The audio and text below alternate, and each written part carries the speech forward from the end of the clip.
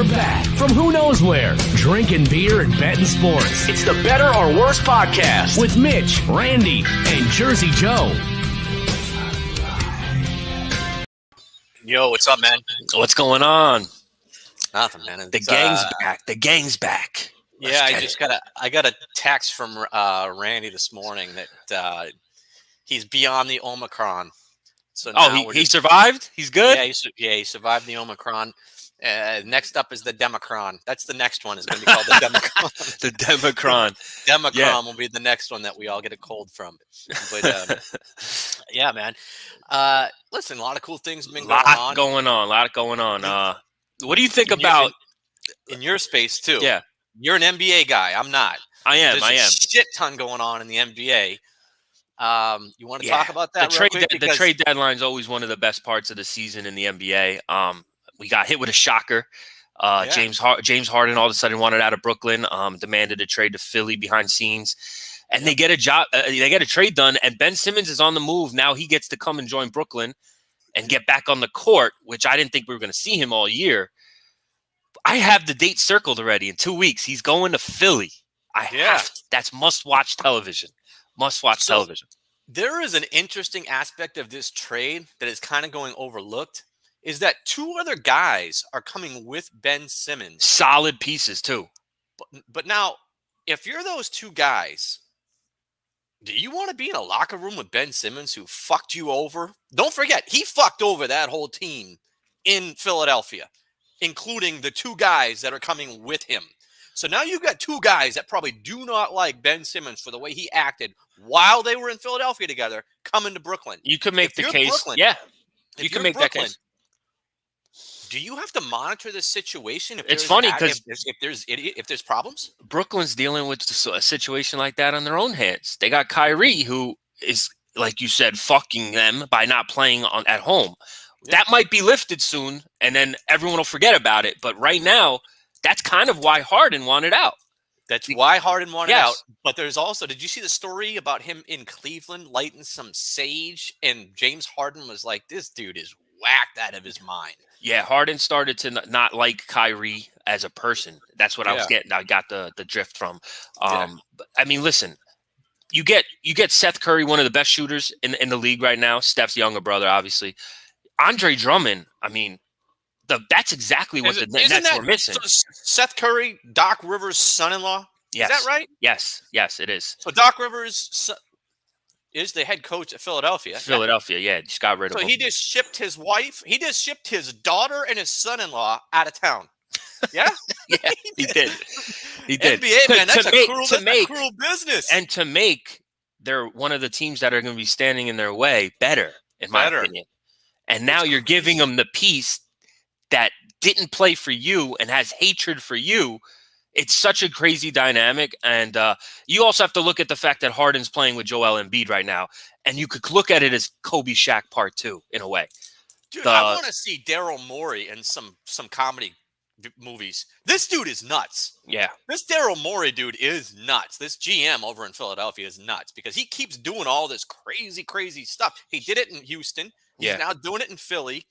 Think about it. He just shipped the head coach's daughter out of town. Like, yep, you're out of here. Yeah. You're out of here, kid. You're out of here. I think the Nets are a better team, though. As much as I like Harden pairing with Embiid going forward, I love what the Nets did because when you really break down their team, you got Kyrie and KD still. Those two, you did not need James Harden as well. You need shooters around them. Joe Harris is been out for 2 months. Who knows how he's going to come back? You add Seth Curry without it. They already have Patty Mills. Yeah. Shout out St. Mary's. Patty Mills is lighting it up this year from 3. So you add 2 dynamic shooters on the wing. Ben Simmons now slides in, could be the top defender he is, could get to the cup, could, do all the little things without having to shoot the ball. Because that's when he was on Philly last year, that's what made it such a big thing that he wasn't shooting. Because they needed him to shoot. You don't need to shoot in Brooklyn. So that whole dynamic, and they got 2 first-round picks in this deal on top of those guys, which is crazy.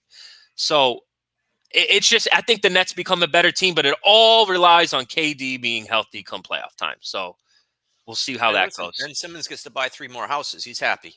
He's going to buy 3 more he houses. Lost $20 million in this whole case. We'll see how much he gets back, but Let's see if it was Supposedly. worth it. He just didn't want to play in front of Philly fans. That's what makes the game at Philly must-watch television. Right, but if you struggle in front of Philadelphia fans, would you say that Brooklyn fans are more lenient than Philadelphia fans? They're a little bit more lenient than Knicks fans would be, but yeah, I see. It's on the same kind of pedestal, the area that he's going to now. So how long before he starts pouting there? We'll see how he plays. I'm interested to see how he's going to look on the court. If he comes out and produces and looks good, people are going to forget and start cheering for him. He comes out and struggles, he'll start hearing boos there too. Trust me. Man. And KD, is he hurt? Is he playing? I heard he was hurt, supposedly out for 6 to 8 weeks. He's not coming back yet, but supposedly he'll be good after the All-Star break. And then from there on out, if he stays healthy and Kyrie's there, and so they lift the mandate and Kyrie could play home games in the playoffs, the Nets will be there in the end. Trust me, they will be. They'll be playing Phoenix. They'll be playing Phoenix. They'll be playing Phoenix.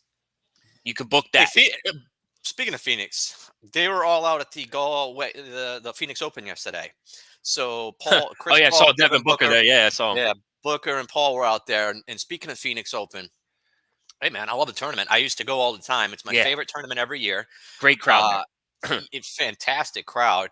I used to go before there was 3 levels of stands, and everybody was just kind of standing around the golf course chugging beer cans. I saw a highlight of that when Tiger Holden won. It looked totally different. Yeah, I was there. I was there. Yeah, I used to go. Yeah, we threw our beer cans out there. So yeah, that was 96. That was the 97 Phoenix Open. Matter of fact, that happened a month after Ohio State beat ASU in the Rose Bowl. I went to the Rose Bowl, one of the greatest games ever, and then a month later I was out there throwing my beer can up on the Phoenix Open. So it was a good run. But listen, what are your thoughts on what's going on out there right now? Interesting is that the Gala's leading right now. He had a hell of a first round and even had a better second round. Yeah. But you know how it is in these tournaments. If you're not ever there to win a tournament before in your life, Saturday and Sunday is a different animal, and there's a lot of big name top golfers chasing him. I do not expect him to hold on. I'm liking where Xander's at right now. Xander finished top 10 last year. He's looking good. He's sitting in third right now, 2 back. I think Xander's poised to win this. He hasn't won since the Olympics. I'm going to give the edge to him. But Brooks is there, the defending champ. Brooks is playing well. Yeah, Brooks and his dyed hair. Yeah, right. So, yeah, well, what is it? I don't know. I don't know. You're thinking he's Neymar or something. Yeah, I don't know. But listen, so I had to figure out who this Theegala was. We turned it on, and it was at like 7. He was at 6 or 7 under. Who the hell is this guy? So I did my research on him. This guy was on the #1 college team. He was actually the #1 player in college 2 years ago in COVID. He was on Pepperdine. Pepperdine was ranked #1 in the nation in college golf, and the season got canceled because of COVID. So he's not a fluke. He is actually a very, very good golfer. And like, what was the guy? It's not Xander. Zalatoris. Nope. The guy that won like the PGA out in California. He won that his first tournament. He won. He hit the driver onto the par 4. He drove the green in one of the greatest tee shots ever. He's a young guy, very young, 1 or 2 years out of college. He's from California. Oh my God! He won recently. Yeah, he won last year. He won either last year or the year before out in California in one of the majors. So anyway, he's going to be one of these new up and comers. This guy's going to be really good. So I actually have Answer. I took Answer in this thing. He's sitting there at 7 or 8 under. He's definitely in striking distance. He's a good iron player. Yeah, he's a good iron player. I think he's one of the best on the tour for irons. He's top 5. And I think, listen, right now, if I was going to rebet right now, I would actually take Koepka. I mean, I like where Koepka's sitting. I mean, he's kind of ticked off. He's like Brady. He always finds a good way to put a chip on his shoulder. Right. He finds a way to be angry. You know what I'm saying? So every time you hear him play, he's like, wow, he feels like he's disrespected. Yeah, he's got that it factor when it comes to competitive. Yeah. He's got that it factor. And the thing about this tournament, though, over the years is guys come from behind and win late. Like last year, Brooks Koepka was like 4 back on the back 9 and ended up winning he chipped in an eagle on 17, I think. So I don't think it's safe to be at the top right now. I mean, you could be 2-3 back, but I'm just saying. I think there's somebody else lurking that we're not talking about. My guy Gooch. My guy Gooch. Yeah, Taylor Gooch is playing excellent golf this season. Absolutely. My guy Gooch is out there lurking right now, man. He's at 8 under.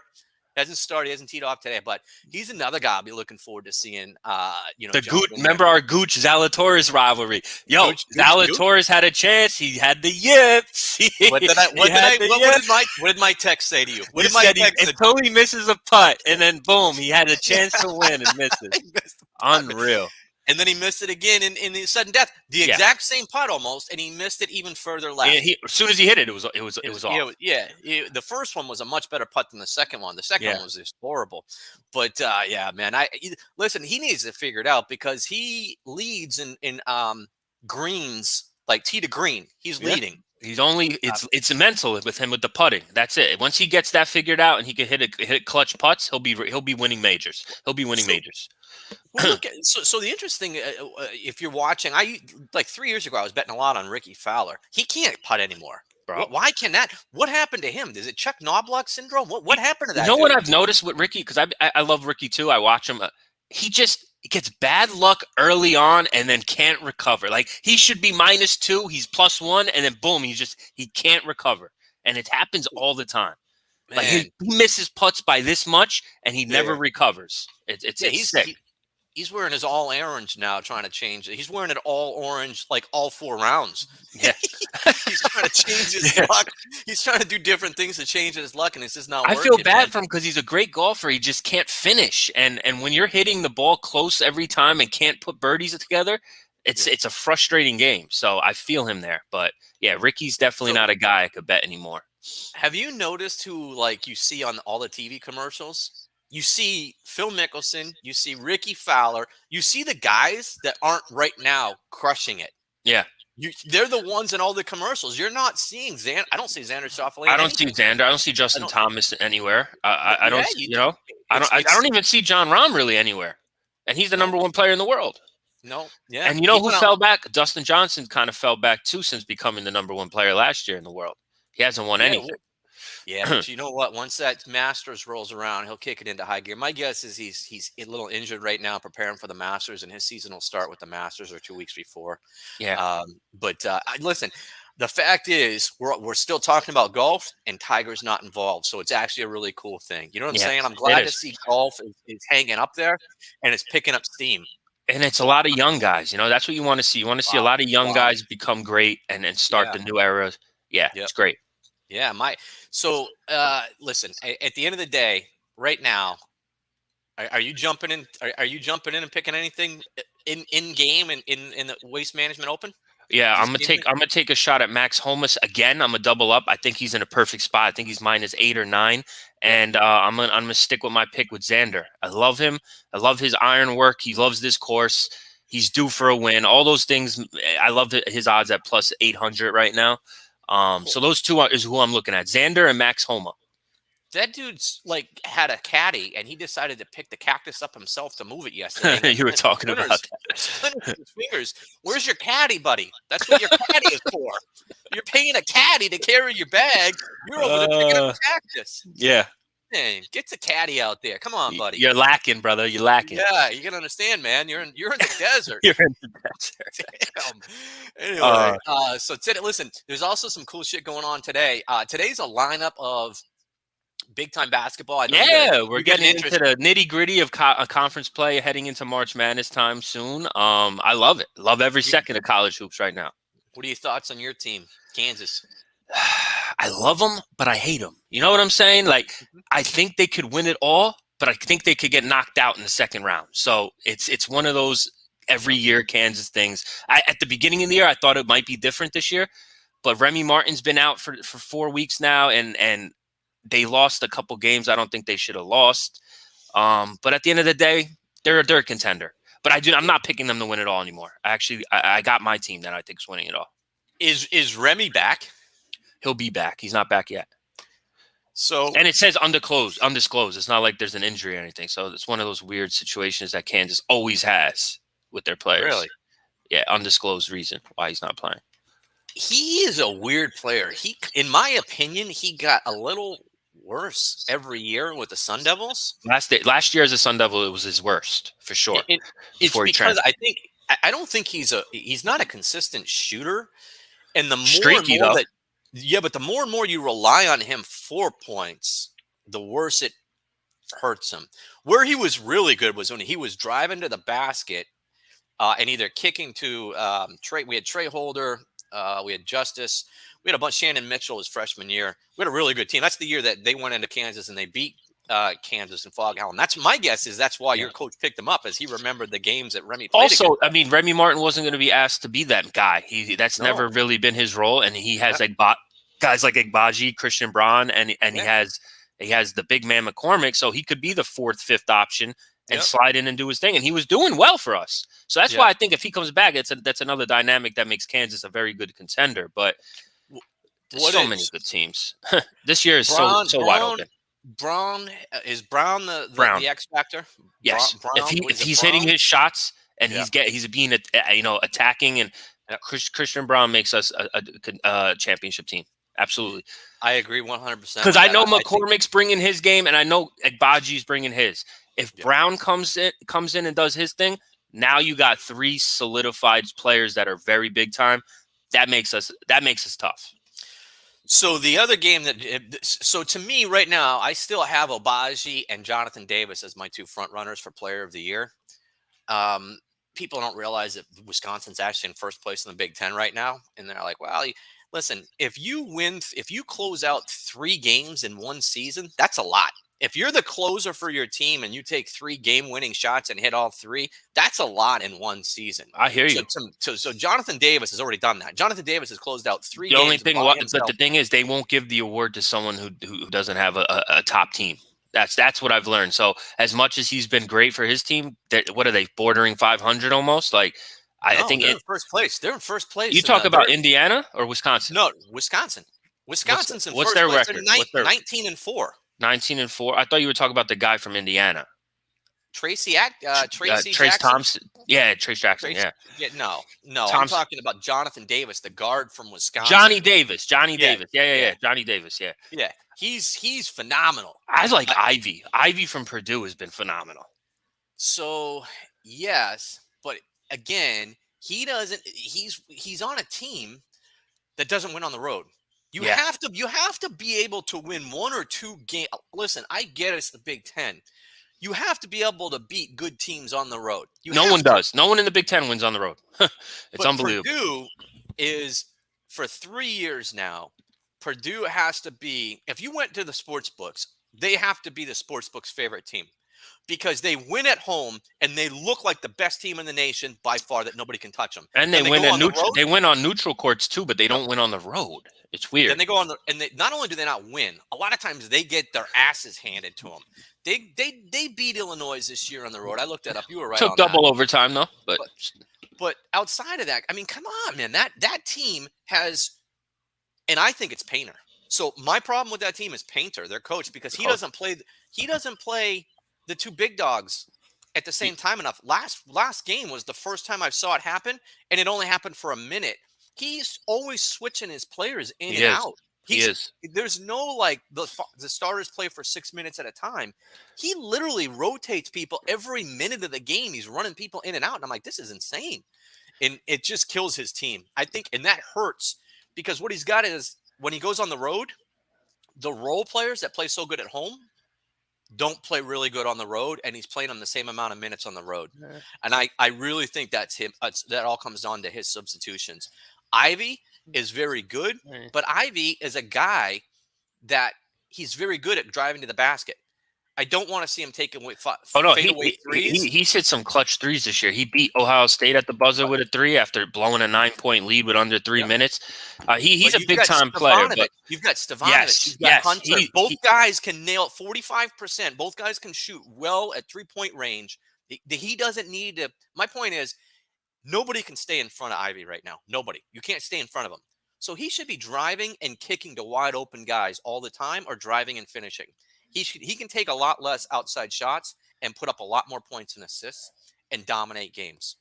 They got this freshman too that just makes all the big plays that doesn't get talked about. I can't think of his name right now. I can't stand it. You're talking about First. You're talking about First. Am I talking about the guy First? Is he a white dude? Left? No, he's like light skinned. I'm trying to think of what the heck his name is. Not Gillies. Gillies isn't a freshman. Wait, is it Gillies? Let me see. Yeah, Gillies isn't a freshman. You're thinking about Gillies. He's He's not the guy. He's crashing the boards. He's Yeah. making the defensive plays, right? I've seen him. Yeah, He's not a freshman. Gillies. Yeah, he's not a No. freshman. He's a sophomore though. Yeah. So listen, I want to see Trayvon Williams out there with Zach Edey. Yeah. I want Zach Edey gets winded too quick. Listen, they need to play 8 minutes together, 8 to 10 minutes together, because you're going to win those 8 to 10 minutes by a lot. Nobody's going to be able to do anything except shoot threes. If both those guys are in the game at the same time, nobody's going near the lane. I mean, you have just shut down the lane. Listen, if Hunter, Morton, and Stefanovic are hitting their threes, Purdue will not be beat, bro. They won't be beat. No, I've got them winning it all because it's going to be on neutral sites. I think they're the best neutral site. Head to head, I think I got them in my Final Four. Like obviously, till the brackets come out, we can't really say who we got in the Final Four. But as my final, 4 teams, the top 4 contenders, I got Kansas, I got Purdue, I got Duke, and I got Auburn. Those are my 4 teams that I'm looking at to cut it down this year. I really think Duke has all the weapons they need to win. And I think Coach K's last year is going to have he's going to have some magic run this year. And I think they have enough to win. So I think Duke has a good shot. I think there's a team out there right now. There's a couple other teams. I think Kentucky actually is starting to play really well. And they are. They embarrassed Kansas. They embarrassed Kansas in Fog Allen. They got Kellen Grady from Davidson. They did. And he's literally a guy that can knock down 3-4 3-pointers in a game, get a quiet 12 to 14 points, but they're meaningful threes. Like they'll either help a 6-point run or they'll shut down a run by the other team. They've got a speedy point guard that reminds me of Ty Lawson, Wheeler.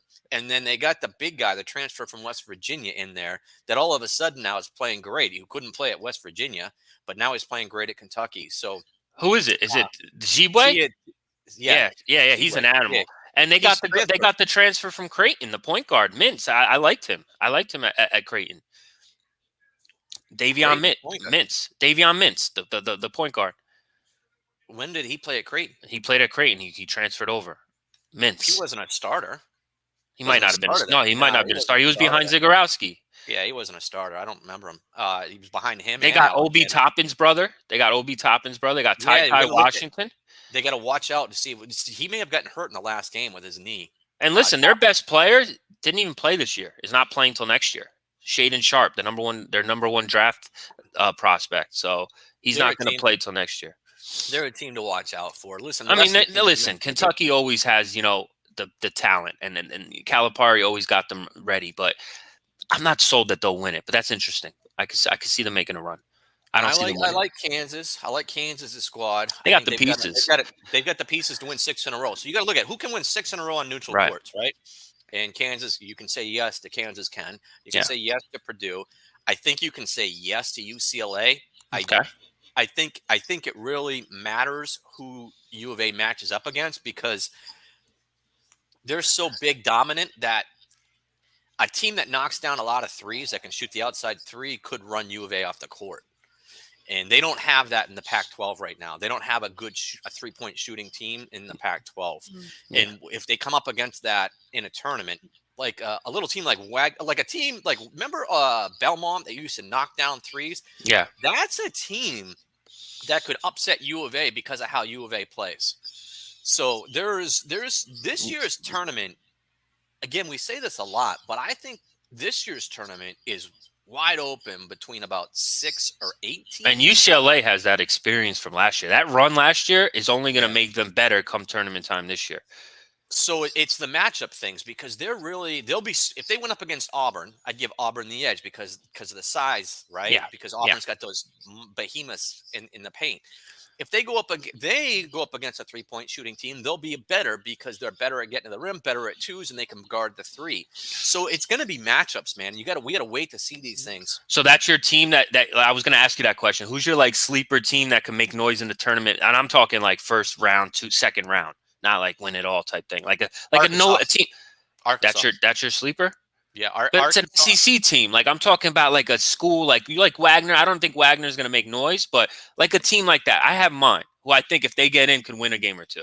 And that's the San Francisco Dons. I really think that they're a special team, a mid-major team that can make noise. I really do. Why? Because they shoot the 3? They just play well together. They shoot the three very well, and they battle BYU, Gonzaga. They got team. They go up against teams that are at least good enough to give them a good test, and they've held their own. And I like what I've seen from, and they put up a lot of points. So, I mean, So a team. would a team coming out of the Atlantic 10? Because I think Davidson, if they get hot shooting, which they do, they've got two guys that might go 50. What is it? 50, 50, 40 this year. Yeah. One And St. 98. Bonnie's are on a down year, kind of from last year, right? St. Bonnie's. St. Bonnie's had a big win last night against They St. did. Louis, but they're not the team they were last year, and it's obvious why. It's because those It's weird too starters, because they have the same players. the starters play like 35, 36 minutes together. They don't rely on their shoot. starters. Yeah. And they've got dead legs. Welch and Holmes aren't hitting threes like they did last year. The team looks different this year. The way they play, they don't seem like they function as one unit. It's just weird watching them. They're not anywhere close to what they were, but they play way too long. They're dead legs. So I don't even think they're going to make the tournament. Uh-huh. I don't think they make the tournament unless they win the A10. Because So what do you think? One coming out of the A10? maybe two, maybe VCU.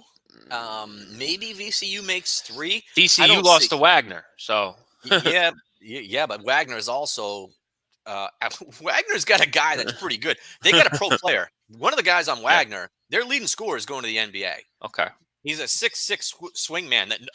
Listen, if you watch them, he looks like the Globetrotters out there playing against everybody else. Nobody can stop the guy when he wants to get to the basket. He doesn't take a lot of threes. He's not a big 3-point shooter. He's a guy that dribbles around everybody and goes right and takes layups. And it's a man among boys. He was their conference player of the year last year, and he's going to be that again this year. They're easily going to win that division, that conference, the Northeast Conference. There's only one team coming out of there. There is a team to watch. Now you mentioned small schools. So in the Mid-American Conference, Ohio this year, if you look at Ohio's team, their overall record's 20-4. They lost to Kentucky. They lost to LSU. And then they have two losses to the same team, which is Toledo. But they've beaten like Belmont's. They've beaten like some smaller schools, Mount St. Mary's. And I want to see what they do in the tournament, because if they get in as like an 8 or 9, they could win a game or two. They've got that player. I forget his name. We talked a lot about him last year. They got that player, and he's still there. He's their leading scorer. God, I forget his name. But anyway, that's another team you got to watch, and it comes down to seeding. It's going to come down to seeding, where these guys seeded at. But Ohio, when you get to play Kentucky and LSU early, and then you kind of beat everybody else. Right. When you get go prepared. you go in there and you play like a number 20 team or a number 15 team, you can play with them. You've got it. So, and that's another thing. Rick Pitino's Iona Gales, I think they have a shot to make some noise just because, they put up a lot of points. They play tough. They got great guards. Loyola Chicago, I think, is kind of on the down this year from what they were the last 2 years, but they're still respectable. And Drake, you know what I'm saying? Drake is actually a good team this year. Just naming some mid-majors. Weren't they really? Didn't they crack the top 25 last year? Last year, yeah. Now this year they're making another stride. I think they're better than they were last year. This year. Do they have those 2 points? Do they have those two guards again? Yeah, they have those two guards. I haven't been paying attention to Drake. Yeah, they have their two guards. Yesefu. He's the only guy who left. He's the only guy who left. Okay. Well, he was their leading scorer last year, wasn't he? Right. Everyone else is there. But like I said, till we see the brackets and stuff, we can't really dive too deep on who's making a run yet. So, what do you see? So, I'm looking forward to these games tonight. So, there's a game tonight that to me matters, and it's UCLA USC. So, UCLA USC is playing each other late, and to me, it's an interesting game. Let me see what the spread is and what the situation is. I think they got UCLA on the road, only favored by 2. And I'm a guy that always says stay the heck off of road teams. Yeah, but there's always a spot or two that you could jump on the road team. That's what I don't want to get lost in translation there. I'm not saying never bet the road team. You just can't make money doing it religiously. Yeah, you can't. And Let me so see. listen. I If I kind of was, like UCLA. That's what yeah, I'm trying to. if I was forced to take this game, I would take UCLA. And just to appease myself, I would probably jump on UCLA on the money line just so I didn't feel like I was betting on a road favorite. Um, but the other one is Ohio State, Michigan. So to me, this is a big game for both teams. You know, Michigan's coming off Very that big game. Very big game. big win, and all Back of a to back sudden, home Michigan's hitting games. threes. Back Michigan's to hitting back home threes. games for Michigan. They have to win both. Yep. But It's a Ohio must win. State is just a pesky team, man. They really are. So That's a tough one right there. the number tells me to bet Michigan. Anytime I see a home team minus 2.5, I always take the home team. But are Now, they going to come with the same energy after just taking down Purdue? Because you know they got up for that one. It's hard to now get back up to beat another team that they have to get up for, and that's Ohio State. Ohio State's coming in now saying they just beat they just beat Purdue. They might come in with the bigger upside of energy. That's how I look at these games. Ohio State's looking, all right, Michigan just took out Purdue. Now they're going to come with that. Is Michigan going to match it? That's what it's going to come down to. I don't know if anybody's got. Listen, I didn't know when Dixon started hitting threes for Michigan. He started stepping back now. Yeah, but if he is hitting threes, that's a tournament team. That's a team that should be in the tournament. If that dude can hit some threes, it changes their whole dynamic, because there was some dude on the wing the other night hitting threes against Purdue, and I didn't think Michigan could shoot. No, their guard play's been horrific all year. Yeah, I didn't think they could shoot, but they just kept draining threes in the second half of that game. And I was like, holy crap, these guys are hitting everything they've taken. What do you think about Shaka Smart, what he's doing in Marquette's an exciting team? Coach of the year. We've been talking about. I think Marquette's right now overachieved very much. I love him today at Butler, only laying 3. I don't think Butler could score with him. I don't think Butler could score with him. 2 good players. One might come out of the. I think they have Hamilton. They have Morsell. They just play organized. Morsell's the transfer from Maryland, right? I'm pretty sure. He's a transfer. I don't know where he came over from. I think he came from Maryland. Listen, at the end of the day, I love what Marquette is doing, and I love what Shaka Smart. Shaka Smart is probably my favorite coach in college basketball, because he's very emotional when his team is on the court, like getting into the game. But when they take a timeout and they put that camera in there and he's just talking to them, he keeps everybody very calm. He's just talking to them like they're out at like they're out hanging out at a bar or something. Yeah. He really relates with his players. You could tell that he built a relationship with them personally. It's amazing watching him coach. He's my coach of the year. Now, the Big East, I think, still revolves around Gillespie. I think it's Gillespie, even though that Providence is, I don't know. Providence has been very, very solid this year. Don't know how. I don't know what Cooley's doing. But and you know what? The coach of the year might come down to Cooley versus Shaka Smart. That's very true.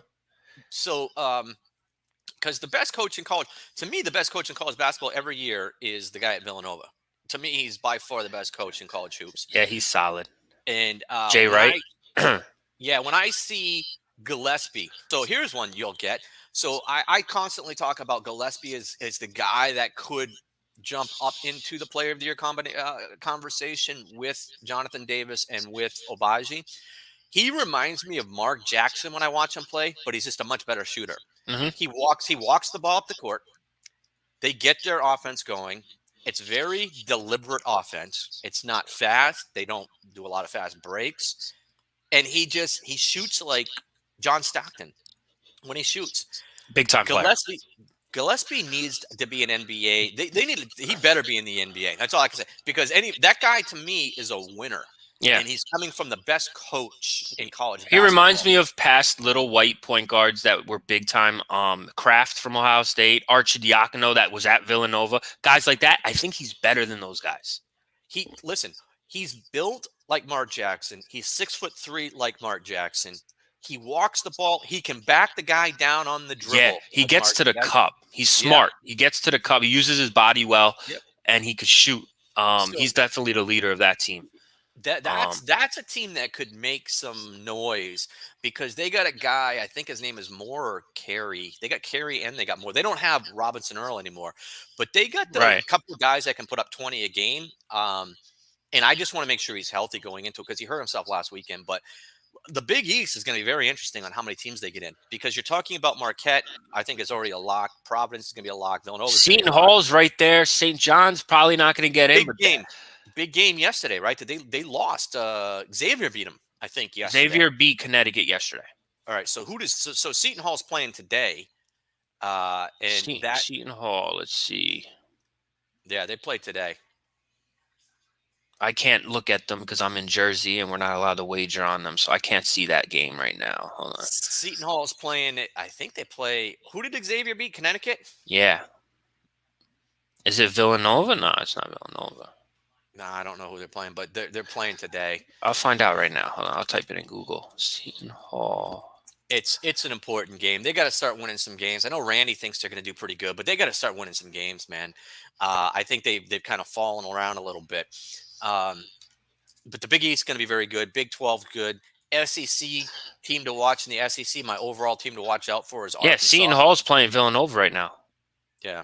Yeah. Arkansas is a good team out of the SEC. Big 12's loaded. They're probably going to get 8 teams in. Texas Tech is a team you got to watch out for. They're always now recently just did their juggernaut. What do you think of this? So I came up with an idea where I think you can only have 4 teams go, maximum 4 teams go per conference. How does that play out, though?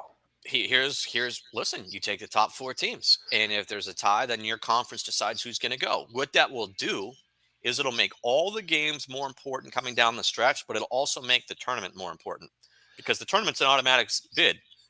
So if you get an upset happen, you're talking about 4 automatic bids per conference. Yep. And then the other ones that get in are going to be. Yeah. You can only take the maximum you can take is 4. But how does that fill out? So if the ACC has 6 teams, they're only getting 4 in. The Big 12 would only get 4 in.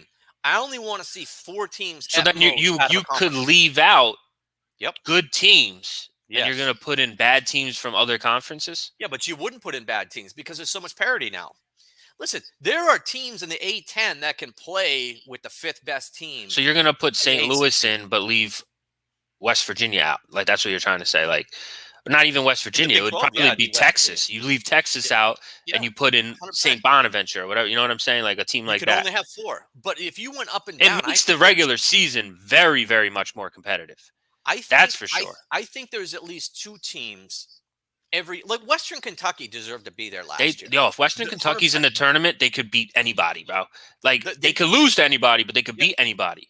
Bassey was an unknown superstar last year out of Western Kentucky. And the fact that they didn't put him in, they actually beat Alabama in Alabama last year. Yeah. And that's, for some reason, that didn't count. North Texas beat them, and then North Texas went on that run in the tournament. Yeah. It just showed, and North Texas actually has a decent squad this year. Ohio made a run in the tournament too last year. I think that there's problems with our selection committees every year in that they don't value things. They just think, oh, well, this is the ACC. We're going to put 7 in from the ACC. And so you sit there and you look, well, do we want 7 from North Carolina? The shit wouldn't go in. If you were telling me to take 4 teams from the ACC, North Carolina's not in this year. Correct. You know, I would actually put Syracuse in over them. Even though it might not look like that in the standings, Syracuse has a better chance to beat a team. Think about what that does to the conference tournaments, though. Yeah. You want conference tournaments to matter? Yeah. Now they matter because if you're that 4th seed coming out, they're going to be fighting to death to win that tournament. Absolutely, absolutely. So I would. My only question is, would it get the 65 bracket team? Would that still fill out if you took 4 from each conference, or do you need more teams to fill it out? There's 33. There's like 33 or 34 conferences. Okay. There's 33 or 34 conferences. So instead of taking 1 from a bunch, you're going to take more. I got it. Yeah, what I'm saying is, so you have like, in basketball, we have the Power 6. We don't have the Power 5. Yeah. Because you have the Big East too, right? So you have the SEC, Big 12, Pac-12, Big 10, ACC, and the Big East, right? You got 6. So now that's 24 teams out of 6. Mm-hmm. Now you've got 27 more conferences to get 40 teams. So some are still only going to have 1. Some are going to have 2. 1 might have 3. To me, the Atlantic 10 should have 3 this year. They're probably not going to have 3 the way they do things. But they could have 3 because Davidson really is that good. VCU can win a game or 2 in a tournament the way they play defense. And maybe St. Louis. Yeah, St. Louis is tough. Listen, they lost last night, but they're tough. And so listen, I just think it would make things very interesting. It's if an the interesting topic of convo for sure to break down and make it a little bit more competitive. I'm tired of the selection committee putting 10 teams from the Big Ten in there. I mean, I'm just tired of it. Listen, Yeah. the Big Ten is a great conference, but if you don't go 500 in your conference, I don't want to hear it. Yeah. If you can't win on the road, I don't want to hear it. You got to listen, the regular season games and the tournament mean more if you want to get in. Yeah, I got you with that angle. So, all right, man, listen, tomorrow's a big day. Super Bowl Sunday. Great matchup we have. And I'm assuming your place is going to be packed like a madhouse. Right? Oh, yeah. Madhouse. I wish the team behind me was in it, but I don't know if I'll ever see that. I'm loving the Rams. Were you rooting for Harbaugh or not? No. You didn't want Harbaugh. I wanted a young guy with an offensive mind, so I'm glad we went Kevin O'Connell. Yep. I really am. Yep. What are your thoughts on this game? Because I think it's simple. I think this game is simple. Everyone's kind of jumping on the fun dog, Joe Burrow, Chase, the Bengals. I think it's simple. I'm going to lay it out right now, and you tell me if I'm crazy. The defensive line is a huge mismatch in this game. You got one of the best cornerbacks ever that could shadow the guy that everyone's saying is the best receiver they've ever seen. Okay, shadow him. Not saying you're going to shut him down. Shadow him enough to get that pressure to Joe Burrow. Yeah. The Rams' offense is not going to be stopped by the Cincinnati defense. McVay's a genius, and they just got too many weapons. Kupp and Odell alone is going to be a nightmare. Then you look, the city of Cincinnati, the city of LA, the new stadium cost billions of dollars. They got to fund it somehow. What would do better than to win a Super Bowl? You got all these veterans that need to win a Super Bowl because they're good enough to have a ring, and this is the time to do it. Cincinnati, they're all fresh, young meat. They just got to the Super Bowl. Not one person on that roster has ever been to the Super Bowl. Yeah. McVay, been to the Super Bowl already, got his ass handed to him. He's not going to make the same mistake twice. Everything points to the Rams for me, and I think it's pretty simple. And I think they're going to cover too. So you like the Rams, and you like the Rams to cover? I like a -4. Let me tell you something. You're suspect. Yeah, you. I don't know what your reputation is in this town, but after the shit you tried to pull today, you can bet I'll be looking into you. So listen. I'm suspect, yeah. We'll see. So listen, here's my thought on it, and it goes the opposite way. Look, you could be. Listen, I had a hard time with the line. Because you're right. The defensive line is going to get to Burrow, is going to get to the quarterback. Jalen Ramsey is insignificant to me. I think he's an overrated guy that's talked his way into being one of the best. I think that he got exposed by Tampa. I think he's been exposed by a couple teams this postseason. But I like the 4.5. 100%. I'm taking the points in this game. I'm taking the Bengals plus the points because one thing's for sure is the Bengals will get points whether they move. Whether they get 9 or whatever from this field goal kicker that doesn't miss, when you have a weapon like that, that 4-point line becomes a monster number. When you know your kicker's going to make field goals all the time, I don't want to give up any points. Mm-hmm. So, listen, I'm not going to deny that they're going to put up some points. That Joe Burrow's fabulous. I love him. Yeah. And they do have a lot of good skill positions on offense. They're not going to come in here and lay an egg like the Rams laid against the Patriots. I'm not saying that. But the Rams have scored 20-plus points in every game this season. Their offense is not talked enough about enough. Their defense is what everyone talks about, but they're not even giving their offense credit how good it is. Yep. Stafford is ready for this moment. So I think it's more of them putting up way more points than what Cincy could put up. Cincy might get 20, but the Rams will get 34. You know what I'm saying? So I just think it's too much on both sides of the ball. And the first time that Cincy's there in the big stage, as young as the team they are, I don't think they're going to come through with the W. That's just how I'm looking at it. It's so surprising because you were the guy that kept telling me about Jamar Chase, and I was the guy that kept saying you're absolutely insane taking Love a guy. Love Chase. Yeah, listen, I was the guy saying they shouldn't draft him because he took a year off of college, and he came right out and he picked right up with Joe Burrow where they left off in college, and they're putting up historic numbers. Yeah.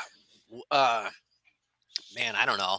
I just I just He's don't think. never- I think he's the never- trenches. The trenches is where it's going to matter. He got in this sacked game. 9 times by Tennessee, and they won the game. But that Tannehill is the reason why. He threw a stupid pick. If he doesn't throw that pick at the end of Whoa, regulation, they don't okay, win. Hold on.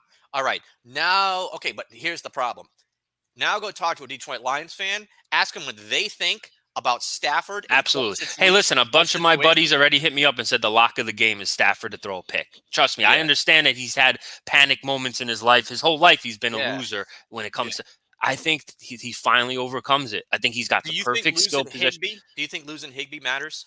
The tight end for A the little, Rams? a little bit. Higbee's a great player. Yeah. I think they could, who's the backup that they're putting in, that guy, he's been making plays lately. I forget his name, the backup He tight caught end. 5 or 6 in the last game. He caught like 5 or 6 passes. Listen, they're all pros, but Yeah. the difference. I think that Higbee was people their aren't talking second about leading what Cam Akers is about to do. Cam Akers ruptured his Achilles less than 8 months ago and is now playing in the Super Bowl. He obviously played a couple playoff games before Who's that, the but one that fumbled a couple times in the game? Pivotal game. Akers It was fumbled. Akers All right. fumbled. Yeah, So- so I mean, and they activated Darrell Henderson. He hasn't played in like 8 weeks, so they got a 3-headed monster at running back. Sonny Michel's good too. Yeah. I think this is their year. The Rams. I just the Dodgers won, the Lakers won recently. I think they're pulled through for LA. Everything lot points to them. Hey, And listen, I work at a sports book. Title Listen, Yeah. all the money's coming in on Cincy now. It started out where everyone thought the Rams were obvious. Bro, you should see all the money coming in on the Bengals now. Everyone loves the Bengals now. That's good. It's good for the Rams. But most of them here's the crazy part. There's a lot of people taking the Bengals on the money line. Yeah. This could end up being a Rams by 1, 2, or 3 on a last-second field goal. It could be. I think this could be a very close game. I'm rooting for it to be a close game. Don't get me twisted. I just think I think that everyone's jumping on the Bengals, and the way that the Rams play both sides of the ball, I think they could cover 4. I'm rooting for a great game. I hope it's the best game ever, but Yeah. I Man, just think the Rams going to win. Donald's going to be a fucking beast in this game. he is going to be a beast. Listen, he's a beast in every game. You can't. Yeah. Here's the other point is, I think if you give a coach 2 weeks to come up with a game plan, I think that gives him a big advantage. Zach Taylor right? used to be on McVay's coaching staff. I think it gives him a big advantage. 2 weeks. That to me is a big advantage. And you don't think this point that I made, like the fact that he went to a Super Bowl already, experienced it, and played as bad as they did, it's almost like there's no way you could be that bad again. You know what I'm saying? And against this defense, the Patriots defense was a top 3 defense. The Bengals defense is in the 15, 16 range. You can move the ball in the Bengals defense. Fuck. I'm not changing. Hey, listen, I'll tell you what though. I love this prop. This prop tomorrow. What do you got? I got Donald over 1.5 sacks. I think it's a lock. All right. First of all, I'm going to tell you the same thing I tell Randy. As long as you're talking to me, don't ever say the word lock. It's the most annoying freaking word on the planet. Yeah. That's like those guys saying bet 2 units and 15 units. So I'll always go back to that. You're Vegas right. I Dave apologize. story. I hate that word too. I always go back to the Vegas Dave story when we're sitting in FanDuel having a beer and the dude came in. It was the Rams-Chiefs game, Monday night game. We got there early. It was still one of the greatest games in regular season football history. And the dude came in, and he's like, I just got a 30-unit pick or something. Like, what the hell does that mean? He goes, Vegas Dave's giving me the lock of the year. I'm like, what is it? I'm like, what is it? And he goes, take the Rams on the money line. And I just started laughing immediately. We would have respected him if he said Rams -3, but -3. he said on the money line. It was on the money line. And I'm like, I laugh, and he said, what are you laughing at? And I look at you. I go, you get it, right? Yeah. I'm like, dude. He paid for that. He paid for that. You paid to have a guy tell you to take the #1 team at home on Monday Night Football on the money line. I'm like, wow, dude. I'm like, holy man. If he would have said the over, look how genius he would have left. He said, yo, Vegas Dave said this is the lock over. And then we watched that game, all Do you tipped remember your what his cap. other pick was that night? His other pick was like Temple. And Temple lost to like Syracuse or St. John's that night. And the guy was like, yeah, he gave him 2. There was a college basketball play and he called them both locks. I'm like, you're a fucking idiot. Yeah. But anyway. And he was paying thousands of dollars for this pick too, guys. Like it wasn't paying like $50 for this pick. No, this was a high roller from Manhattan. Guy came over the bridge from Manhattan. I'll never forget. He was telling me he was a bail bondsman. And he came over the bridge, and I'm like, you really don't get why I'm laughing right now? I had the over in that game, and I would have told that guy he could have gave me a beer, and I would have gave him that pick. Yeah, that was the 54-51 game. Yeah. And I remember what I said to him. I said, I'm going to wait and see if the Rams score early and see if that line goes to 7 or 7.5. And I'm going to jump up and grab the Chiefs. You did. You did say that. That was a perfect strategy. It happened, and I ended up with the Chiefs at 7.5. And the Chiefs were up by 3 or 4 when the Rams were driving, and you looked at me and go, "Oh, you're sad. You can't lose this." Right. And a couple people were still worried about covering that line. I'm like, wow, this has been in that game.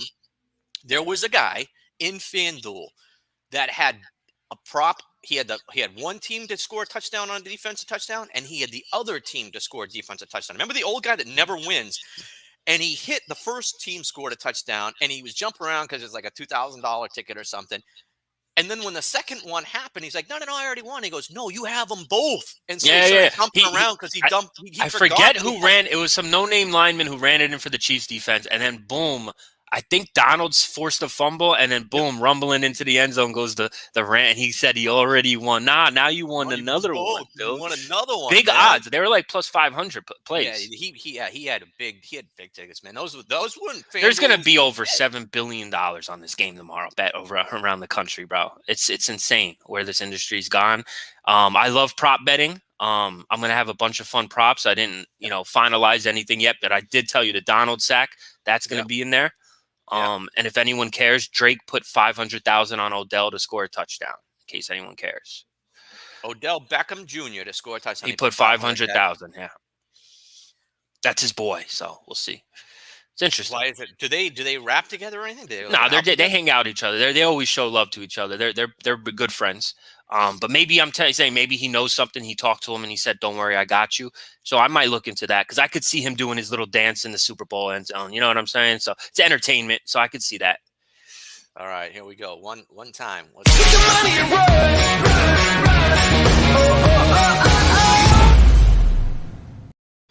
All right, you got one ticket to play. What are you playing? I like Marquette. I like Marquette today. It's a road team. We always say don't bet the road team. I watched Butler all year. They're trash. They don't have the offense to keep up. Marquette will win by double digits, in my opinion. -3 on the road, Marquette.